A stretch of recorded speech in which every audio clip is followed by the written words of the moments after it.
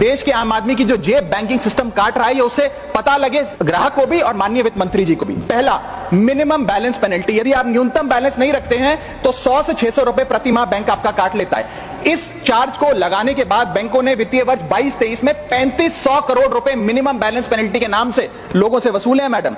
दूसरा charge, extra ATM usage. आपको ATM transaction के लिए 2 से 3 की मोहलत मिलती है, 2 से 3 की इजाजत मिलती है बैंकों द्वारा। अगर आप चौथा पांचवा ट्रांजैक्शन कर लें तो हर ट्रांजैक्शन पे 20 रुपए एटीएम चार्ज आपको देना पड़ता है। इनएक्टिविटी फी 100 से 200 रुपए सालाना, यानी कि अगर बैंक आप बहुत ज्यादा अपना अकाउंट यूज नहीं करते हैं तो बैंक इनएक्टिविटी के नाम पे भी चार्ज लगा देता है। फिर बैंक स्टेटमेंट आप मंगवाते हैं तो बैंक स्टेटमेंट इशुएंस चार्जेस के नाम पर आपसे 50 से 100 रुपए लेता है। फिर आप कहते हैं हमें एसएमएस अलर्ट के माध्यम से मेरे बैंक के खाते में क्या आ रहा है उसकी जानकारी मिले, तो एसएमएस अलर्ट चार्जेस के नाम पर भी प्रति क्वार्टर 20 से 25 रुपए आपसे लिया जाता है। ऑनलाइन पेमेंट करेंगे एनईएफटी की तो ट्रांजैक्शन फी भी ली जाती है। जबरदस्ती आपको पहले लोन बेचते हैं और फिर उसके बाद लोन प्रोसेसिंग फी के नाम पर 1 से 3% लोन अमाउंट का काट लेते हैं। और जब आपकी किस्मत ठीक चल रही हो और आप समय से पहले अपना लोन बकाया जो है उसका भुगतान करने बैंक पहुंच जाएं तो loan pre closure charges, early payment penalty के नाम पर भी बैंक आपसे पैसा वसूलता है। साधारण सा सिग्नेचर बदलवाना हो, नॉमिनी की डिटेल्स बदलवानी हो,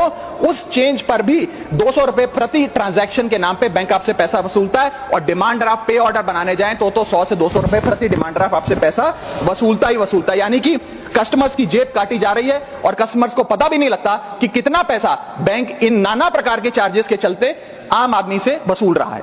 अपने क्वार्टरली या मंथली टारगेट्स पूरा करने के लिए बैंक के एग्जीक्यूटिव मिस सेलिंग करते हैं, गलत प्रोडक्ट लोगों को बेचते हैं। यह भी एक प्रकार का हनी ट्रैप है। मीठी मीठी बातें कर भोले भाले मासूम लोगों को ऐसे प्रोडक्ट्स बेच दिए जाते हैं जिनकी जरूरत उन्हें है ही नहीं।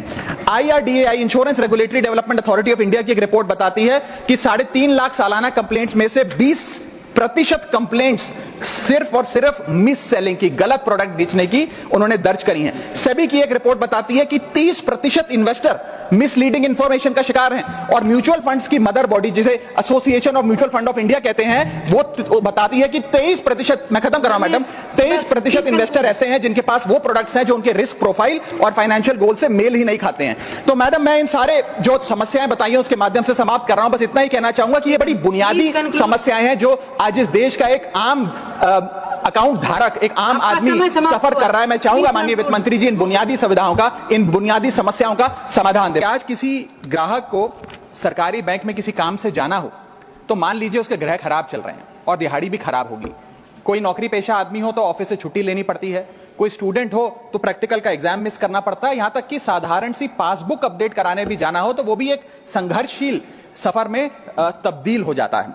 मैडम, आप जब किसी सरकारी बैंक में घुसते हैं तो ऐसा लगता है कि 80 या 90 की दशक की किसी इमारत में आ गए हैं जहां पे दीवारें उखड़ रही होती हैं, पंखा अपनी मर्जी से चलता है और लाइनें रेल टिकट से भी ज्यादा लंबी होती हैं। इसके बाद जब आप काउंटर नंबर 1 पे पहुंचते हैं तो बताया जाता है काम यहां नहीं होगा, काउंटर नंबर 4 पर जाइए।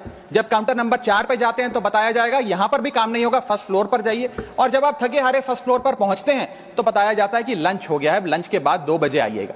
2:15 पहुंचते हैं तो बताया जाता है कि लंच एक्सटेंड हो गया, अभी कर्मचारी गुलाब जामुन खा रहे हैं। यह व्यवस्था है कस्टमर सर्विस की एक सरकारी बैंक में। और आज हम जहां चांद पर पहुंच गए, यूपीआई से गोलगप्पे खरीद रहे हैं, लेकिन हमारी सरकारी बैंकिंग व्यवस्था 80-90 के दशक से बाहर नहीं आ पा रही है। अभी आरबीआई के गवर्नर ने हाल ही में एक प्रेस कॉन्फ्रेंस कर वित्तीय वर्ष 23-24 की रिपोर्ट जारी करते हुए कहा कि 95 शेड्यूल्ड कमर्शियल बैंक्स में एक साल में, एक वित्तीय वर्ष में 1 करोड़ से ज्यादा कस्टमर सर्विस से संबंधित कंप्लेंट्स आई हैं। और ये तो वो कंप्लेंट्स हैं जिन लोगों को पता था कंप्लेंट कैसे दर्ज करानी है और उन्होंने दर्ज कराई। न जाने ऐसी कितनी कंप्लेंट्स होंगी जो सिस्टम में कैद ही नहीं हुई। इसी के साथ साथ बैंकिंग कोड और स्टैंडर्ड्स बोर्ड ऑफ इंडिया का एक सर्वे बताता है कि 45% बैंक कस्टमर्स बैंकिंग व्यवस्था से डिससैटिस्फाइड है, असंतुष्ट हैं। और मैं चाहूंगा आपके माध्यम से सरकार के कानों तक ये बात पहुंचे कि डिजिटल सर्विसेज का एक कस्टमर सेटिस्फैक्शन ऑडिट कराना चाहिए सरकारी बैंकों का, कि क्या हमारी सरकारी बैंकों की वेबसाइट का इंटरफेस या मोबाइल एप्लीकेशंस सरल हैं, अच्छी हैं, या कस्टमर्स उससे त्रस्त हैं। दूसरा बड़ी समस्या है रूरल इंडिया के अंदर limited access to banking infrastructure. आइए गांव की ओर चलते हैं मैडम। क्या हमारी बैंकिंग व्यवस्था ग्रामीण इलाकों तक पहुंच चुकी है? नाबार्ड की एक रिपोर्ट बताती है कि 50% of rural India is still suffering from lack of adequate access to banking. Financial inclusion index की आरबीआई की 2020 की रिपोर्ट बताती है कि ग्रामीण भारत में हर 100 में से मात्र 54 लोगों तक ही हमारी बैंकिंग व्यवस्था जैसे तैसे पहुंच पाई है, और 30% से ज्यादा रूरल हाउसहोल्ड आज भी ऐसे हैं जो पूरी तरीके से अनबैंक्ड हैं। और मैम, बैंकिंग की ग्रामीण इलाकों में अगर बात करें तो बैंकिंग व्यवस्था ने ग्रामीण इलाकों के साथ सौतेला व्यवहार किया है।